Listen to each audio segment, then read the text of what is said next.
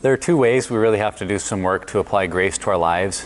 One is that we have to receive the covering that is ours in Christ in an ongoing way. The danger is that every day when we wake up, there is a voice in our life that's trying to condemn us and tell us you're not good enough, you'll never measure up, there's something wrong with you.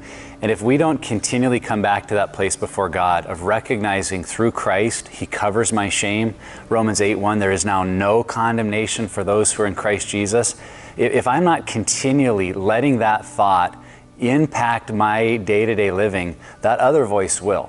And we're going to choose and make decisions based on listening to one of those voices. So just as much as we're hearing, you're not good enough, you're going to fail, we have to come before God and just say, remind me again that who I am in Christ is enough, that you've made me your child, that I'm secure in Christ.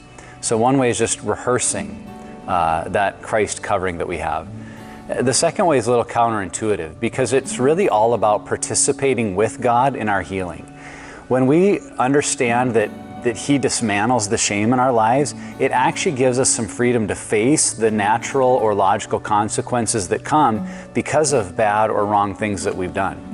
See, when we're busy hiding or justifying or ignoring our guilt, that's something that we can't do. We can't participate with God in our healing because we don't want consequences. We don't want to have to face that my behavior causes people pain or I do things that really I need to change from. But when the shame is gone and I'm not hiding or ignoring or justifying anymore, when I'm able to face that the things I do hurt other people, that when I make certain choices, it breaks God's heart, it's painful to my wife or people that I'm in relationship with. Well, if there's no shame around that, it's a recognition I'm a human being that's in process. I'm able to come before God openly and allow those consequences to have a good impact in my life because we need pain to shape us. The problem is we're so busy often running from pain and running from consequences that it doesn't have an impact in our lives. And when we actually have to pay the price for something, we regret or resent it. But when we're free of the shame and we recognize, boy, what I did hurt someone, I need to work through that. I need to work through the pain or I need to experience some consequences. We're actually shaped by that experience. And so it's counterintuitive because we have that misconception that grace is just getting off the hook free.